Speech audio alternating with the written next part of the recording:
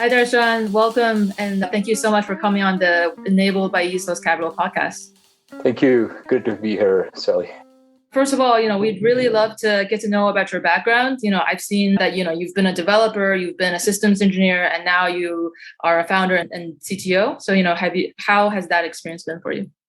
Yeah, my background is on the engineering side, software engineering side of things.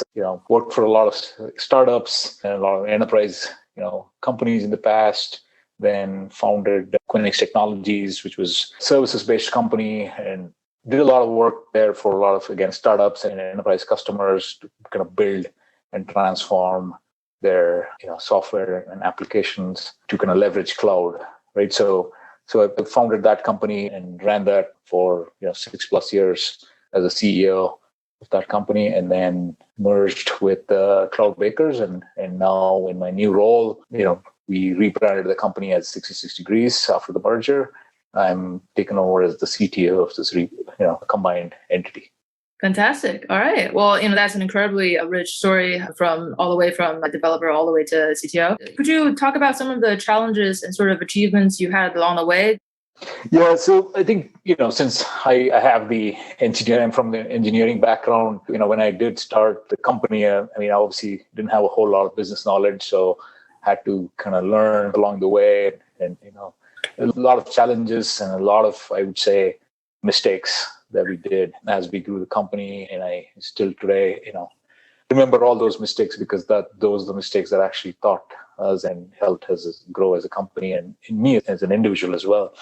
Along the way, I would say the community that I was in Colorado really helped grow me as an individual, as an entrepreneur. The community came together and helped me to connect with a lot of people here, which I did not expect. And that was a surprise. And a lot of people, when I went to meet with them, was like, the first thing that they said is, "Hey, how can I help you?"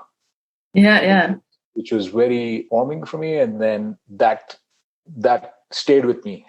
And I think I incorporated that as well, whether it is a student in college or a budding entrepreneur or somebody in the community that is looking for help, and I started doing the same. And really, I attribute all our growth to the community and how the community came together and helped us grow as an individual, plus also our company.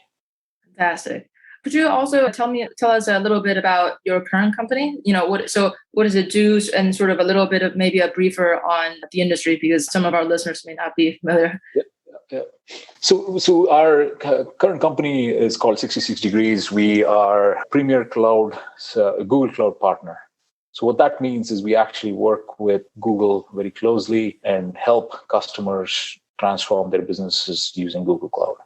Whether it is applications, data, infrastructure, or collaboration suite, security, all these areas that we can help our customers, use best practices to leverage Google Cloud and transform their businesses. Wonderful. So, in founding this kind of company, what kind of, because I imagine, so you have the sort of technology as a background, and then you have to build an entirely new business on top of it.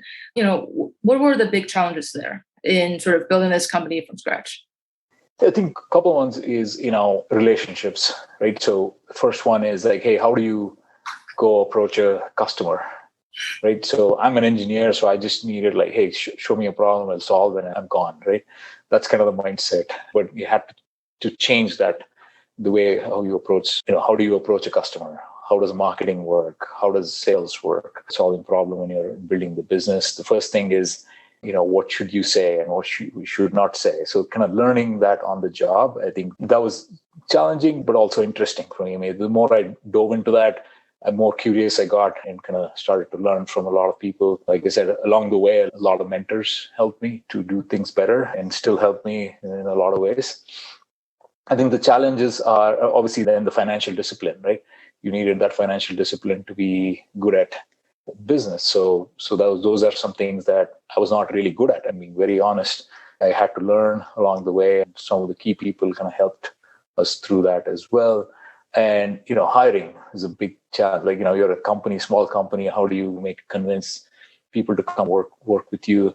And those were, you had to learn all these skills along the way. And, it was an interesting journey, I should say.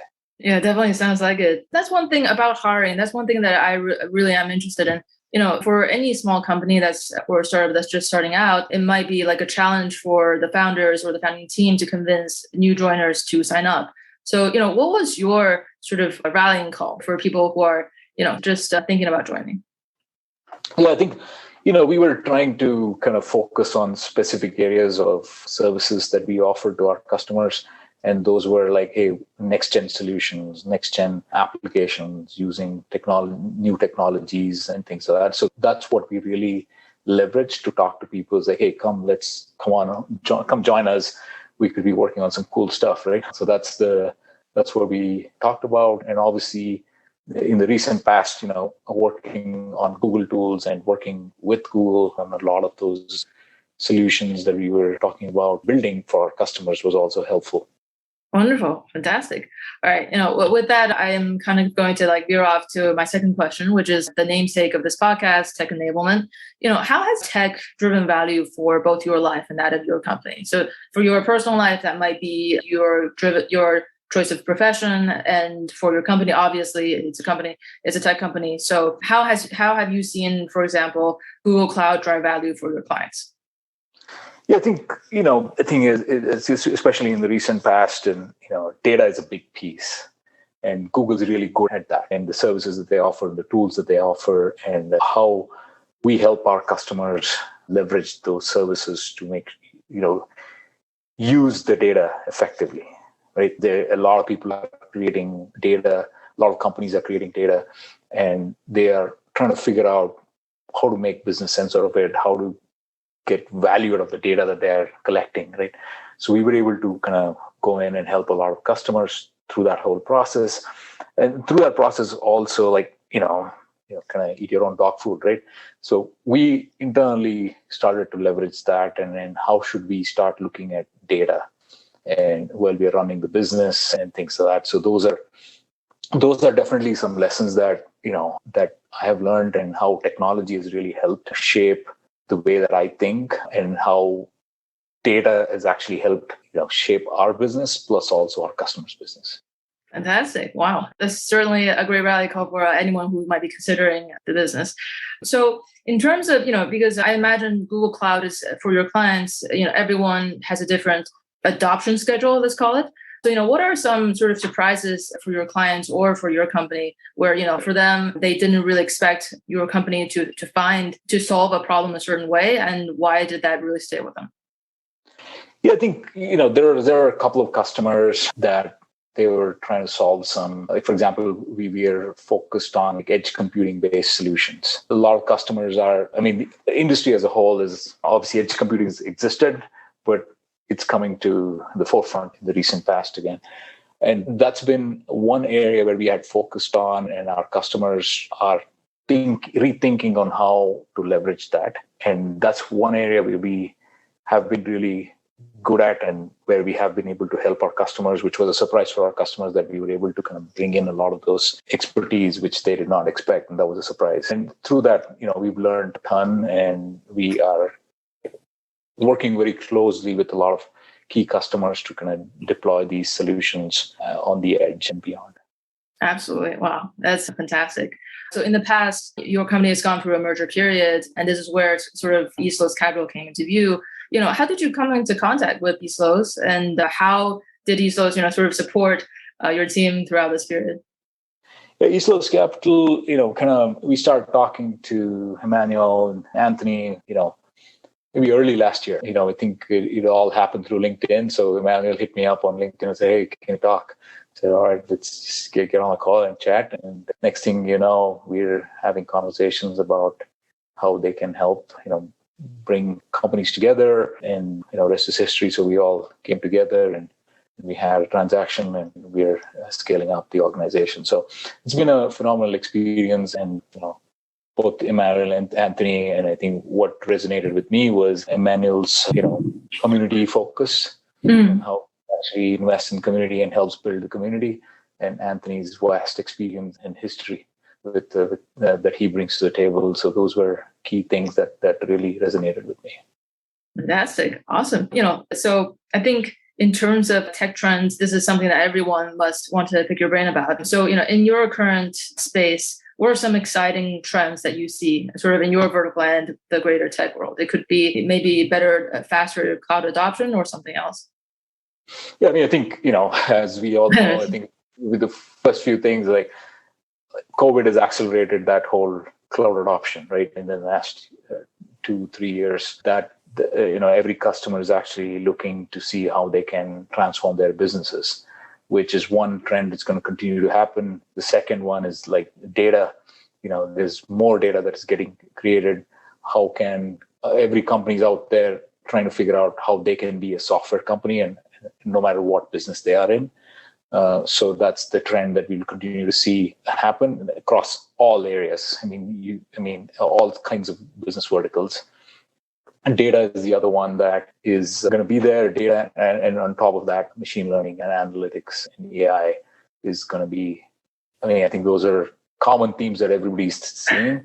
But the other one, I think that edge computing is going to be at the forefront, and a lot of telecommunication providers are actually working on it to provide connectivity and bring those solutions for customers. So essentially, we all moved over to the cloud, and now a lot of those cloud solutions are coming closer to the customers again, right? So that's a shift that's happening, and I think in the early stages, but I do see that's a shift that's going to happen.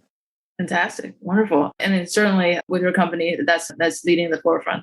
As sort of a last rounding out question, and sort of a fun one, if you could advise your past self at, when you're just founding your company, if you could just advise one thing, what would it be? One thing is don't think too much, just do it. Okay.